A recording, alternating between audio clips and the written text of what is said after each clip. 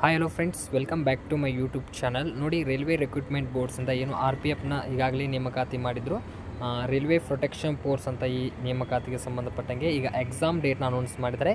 ಯಾವ ದಿನದಿಂದ ನಿಮಗೆ ದಿನದವರೆಗೆ ಒಂದು ಎಕ್ಸಾಮ್ನ ಇವರು ಕಂಡಕ್ಟ್ ಮಾಡ್ತಾರೆ ಅಂತ ಅವರು ನೋಟಿಸ್ನ ಹೊರಡಿಸಲಾಗಿದೆ.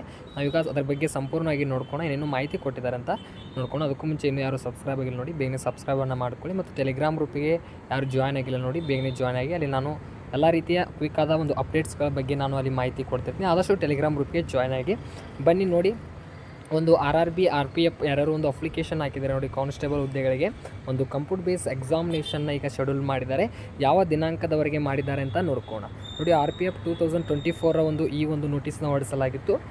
ಕಂಪ್ಯೂಟರ್ ಬೇಸ್ ಎಕ್ಸಾಮಿನೇಷನ್ನ ಇಲ್ಲಿ ನಿಮಗೆ ಕಂಡಕ್ಟ್ ಮಾಡ್ತಾರೆ. ಒಂದು ಎಕ್ಸಾಮ್ ಡೇಟ್ ನೋಡೋದಾದರೆ 2 ಮಾರ್ಚ್ 2025ಗೆ ನಿಮಗೆ ಎಕ್ಸಾಮಿನೇಷನ್ ಪ್ರಾರಂಭವಾಗುತ್ತೆ ಮತ್ತು 20 ಮಾರ್ಚ್ 2025ವರೆಗೆ ನಿಮಗೆ ಎಕ್ಸಾಮಿನೇಷನ್ ಇರುತ್ತೆ.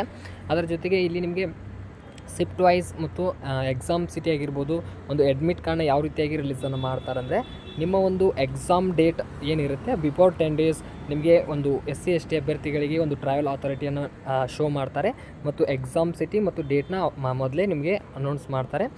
ಅದಾದ ತಕ್ಷಣ ಒಂದು ಎಕ್ಸಾಮ್ ಸಿಟಿ ಡೇಟ್ನ ಅನೌನ್ಸ್ ಮಾಡ್ತಾರೆ. 4 ಡೇಸ್ ಬಿಫೋರ್ ನಿಮ್ದು ಏನು ಎಕ್ಸಾಮ್ ಡೇಟ್ 4 ಡೇಸ್ ಇರುತ್ತಲ್ಲ, ಅವಾಗ ನಿಮಗೆ ಒಂದು ಈ ಕಾಲ್ ಲೆಟರ್ ಅಂದರೆ ಹಾಲ್ ಟಿಕೆಟ್ನ ಅವರು ರಿಲೀಸನ್ನು ಮಾಡಿರ್ತಾರೆ. ಅದನ್ನು ಡೌನ್ಲೋಡ್ ಮಾಡ್ಕೋಬೋದು. ನಾನು ಅದನ್ನು ಯಾವ ರೀತಿ ಡೌನ್ಲೋಡ್ ಮಾಡ್ಕೊಳ್ಬೇಕು, ಯಾವ ರೀತಿ ಚೆಕ್ ಮಾಡಬೇಕು ಅಂತ ಪ್ರತಿಯೊಂದೂ ಅಪ್ಡೇಟ್ನ ಮಾಹಿತಿಯನ್ನು ತಿಳಿಸ್ತಾ ಇರ್ತೀನಿ. ಆದಷ್ಟು ಟೆಲಿಗ್ರಾಮ್ ಗ್ರೂಪಿಗೆ ಜಾಯ್ನ್ ಆಗಿ.